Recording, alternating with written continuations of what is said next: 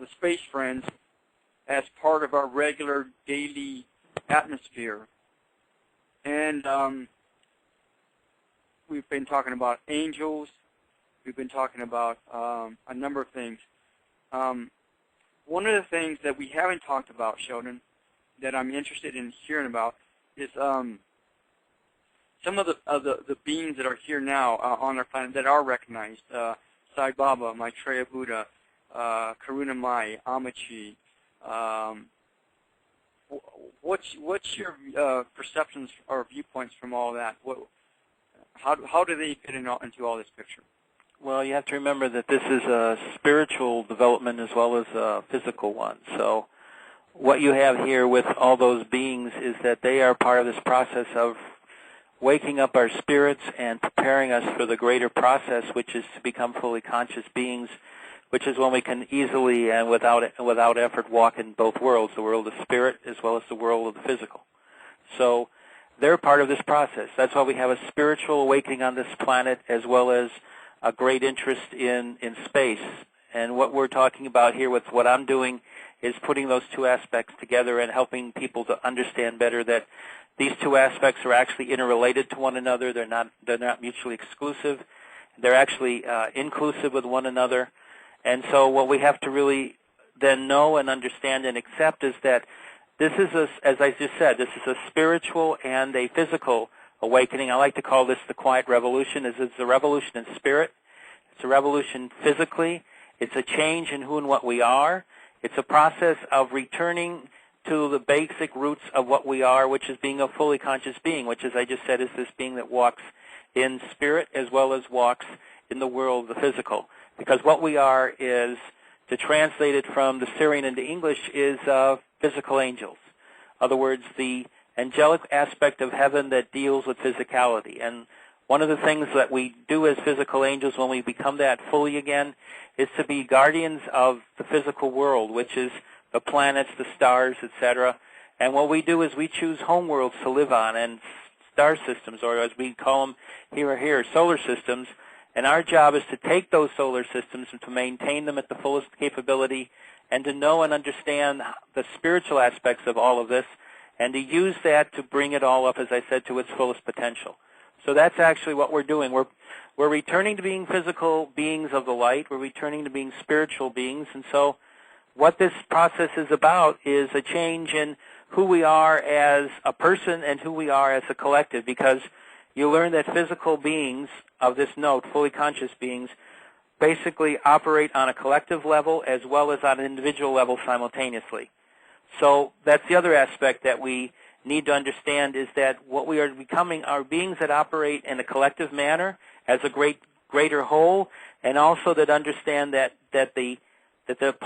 each part is like a fractal. It's just as strong, just as wonderful, just as great as the full collective self. So we understand that we operate at both levels simultaneously. So I hope that helps with that. Nice. And so, you're saying that the product outcome, per se, if you want to call it that, is for us to not only recognize but live the lifestyle of an awakened person. And you talked about changes, several changes. Are those changes the same thing as an awakened person, or how do you define an awakened person? Well, a person who's awakened is a person who understands their spiritual aspects, who is working toward the light, and as they grow in toward that energy, they want more and more to understand the structure of it, and also just to accept the feeling of love that comes from understanding that structure. So it's a case of being intuitive on one level, and being able to understand what's happening to you physically on another, and understanding that those two different levels are actually interrelated to a greater whole. Nice. So that's what really happens. You begin to integrate, and of course that's what's happening to us. Right now we're in the midst of bringing in whole new chakras in our bodies. We're bringing in whole new aspects of our RNA DNA. Right now there's a thing that used to be called junk DNA. It makes up roughly over 90% of our total genetic structure.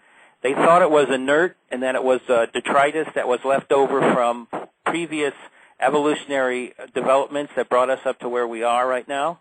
And what they are discovering right now is that it is not, that it's actually our fully conscious self. You might call it the magical genetic library of what we are to become. And so this is right now activating. So what is happening here is there's also a third strand that when Watson and Crick first invented and discovered what genetics was all about, they began to see, as their scientific evidence came together, they saw this third level, this third strand, is the same thing as the junk DNA. And what they are now discovering is that also is coming alive. So what is happening now is what geneticists call mutual encodement. So right now, this Plan A DNA is, which is what we have right now, and Plan B, which is the, as I call it, the return to full consciousness, is happening. So we have a genetic evolution happening here, or revolution, how you want to say it.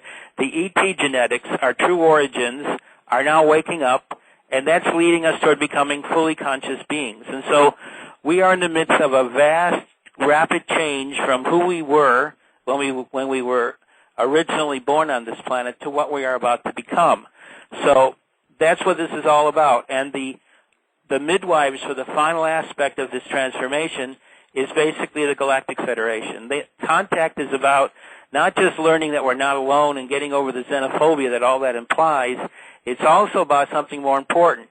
It's a process to mentoring us into becoming fully conscious beings and allowing us then to develop the etiquette of fully conscious beings by having our mentors, the various ET civilizations that are coming here as part of the first contact, to act as wise mentors to help us understand what we are becoming, and when we become this, helping us to learn the etiquette so that we can become fully functional, fully active beings, fully conscious beings, and become a part of this wonderful network of fully conscious beings throughout physical creation so we can do our part in helping to unveil and reveal creation. Well, good. And so, well, first of all, there's a couple of things. And what I'm doing is I'm looking at this point from the perception that, you know, I don't know anything about any of this. So, number one, what is a chakra to you, and what's its purpose? And then, once we become awakened, then what? Okay.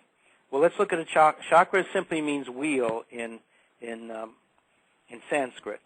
What it means is they're energies. People who see energies, the first thing that they notice is these energies, these auric fields floating around different parts of the bodies with different color systems. What is happening here? What is happening here is each part of the body is a holistic whole. A body can be looked upon as not quite as a machine. I don't really look at it that way. I look at it as an organism, a living organism. And each part of the organism is essential for it to maintain its life force.